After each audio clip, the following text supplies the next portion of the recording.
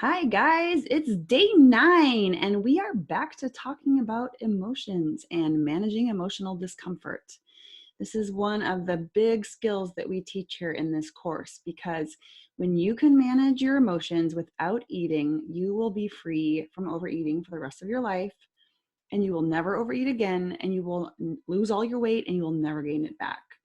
So, we're going to take a really hard look at creating that freedom from food, in that we need to stop overeating.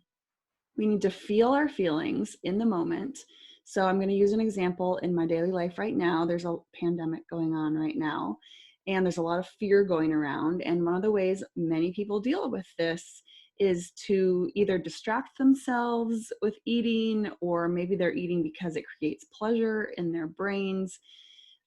This is creating an overeating cycle where your brain feels uncomfortable, so you give it some food that creates the dopamine, and then you feel unhappy that you're gaining weight, and then you eat some more to make that feeling go away. So the way we stop this is dealing with the fear that to begin with. Now, keep in mind, there are also uncomfortable emotions that occur when we stop using that drug, that food or alcohol or whatever it is that your drug of choice is.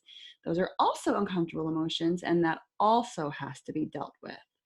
Once we deal with that, our hormones will readapt, our taste buds will adapt, we'll start burning fat as fuel rather than always relying on the constant supply of glucose.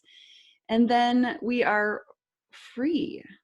We know how to process any emotion that ever comes up. We know how to process that feeling of either deprivation, or maybe it feels angry when we can't or choose not to eat the brownie that would have made us feel better. We don't have to be a slave to that anymore. We're very free about that. So allowing this discomfort, it's one of the most important things that you can learn in this course because it's transferable to every single other area of your life. And I'm going to give you some examples. I get up very early to exercise, 5 a.m. And inevitably my brain goes, oh, you should sleep in, right? Nobody loves getting up. Well, I mean, some people love getting up early. I don't happen to be one of them, but I do it anyway because I know it's the best time of day that it works for me. It gets done. I don't have to worry about it anymore. So I honor that commitment to myself. I go into it knowing full well that every single morning my brain is going to say, maybe you don't need to work out today.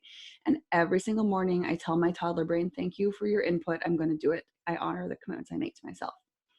So another example, let's say on Sunday nights, I kind of look over my week and the things that I want to get done in that week. And let's say that I want to create a podcast because that's a new thing that I'm starting now. So I schedule out the days that I'm going to be working on the podcast. And let's say that Monday morning, it comes time to start working on the podcast and I don't really feel like it. You know, my brain is like, I don't really feel creative. I just kind of want to drink my coffee and read a book or whatever. Yeah, this is where I get to say to my brain, thank you for your input. I understand it's normal for you to not want to do things. It's your job to keep me safe. And I still choose to do this anyway, because I'm capable of doing things I don't feel like doing.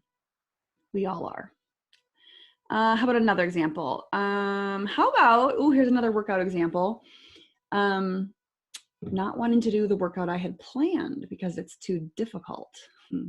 Or so my brain says. So I want to do something easier, like maybe go for a walk, or maybe just, so go for a swim, right? That sounds easier than the heavy squats that I had planned.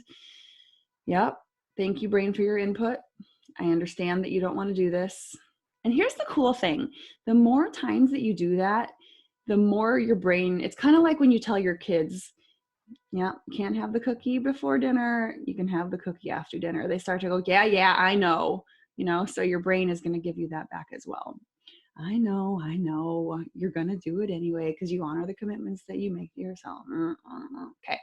So eventually your brain starts to quiet down as well. It'll maybe put up that little bit of resistance at first, but then it kind of gets on board with, yeah, I know the drill, right?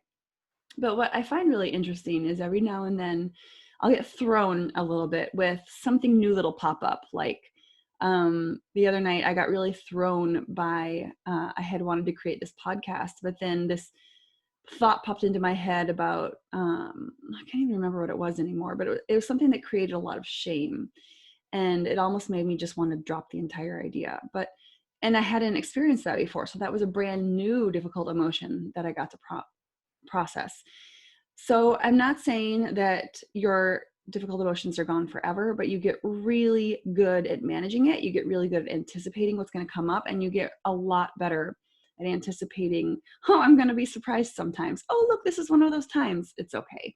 I can still do it, and I know how to process this. So we're really building a lot of confidence in ourselves and our ability to tolerate difficult emotions, our ability to problem solve, and our ability to persevere through challenging situations, which I think is just an incredible few life skills to learn. If you can take even one of those into your life outside of your dieting and nutrition, you're a better person for it, right? So I have a few questions for you today that I would like for you to answer. So I want you to wait until you notice something that creates uncomfort in you. And if you're really good at managing your mind, you might have to wait a little while and just be patient. And maybe that impatience is something you can work on.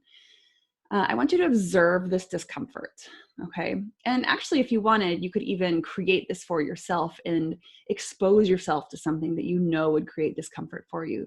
Like, I love the smell of fresh bread, and it's always a challenge to not eat the fresh bread that I bake. So if I wanted to really experience that discomfort, I could make some fresh bread. I could set it out on the counter where I could smell it. I could serve it and butter it for my kids. And then I could sit there and experience how my brain wants to tell me that I'm a victim and I'm deprived and you don't get to do anything fun. And I could listen to all those thoughts. And I'm getting ahead of myself here. The first question was, observe your discomfort and how does it feel in your body? I'm pretty sure that my mouth would be salivating. Pretty sure my stomach would be growling.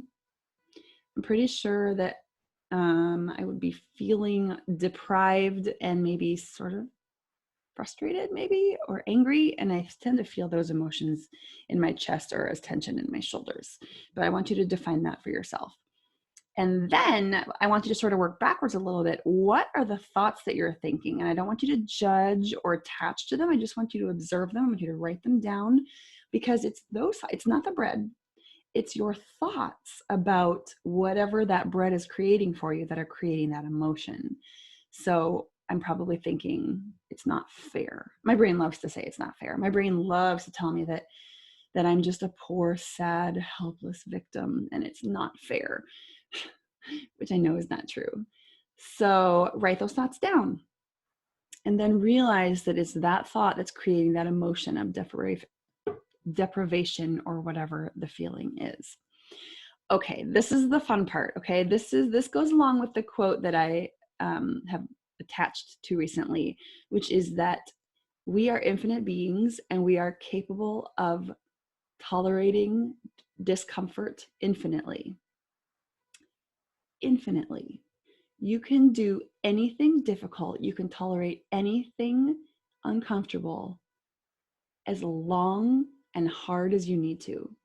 Your ability is infinite. And that doesn't just go for tolerating discomfort. That goes for anything. Your ability is infinite. You are 100% worthy and you are infinite. I'm just going to give you a moment to process that. Okay. The question here was, is the discomfort really that bad? Can you tolerate this until it passes? Because I promise you, it always passes. You will not spend the entire rest of your life craving the brownie or the bread or feeling deprived. Something will happen. Your brain will get distracted. You will no longer you'll no longer crave the brownie or bread.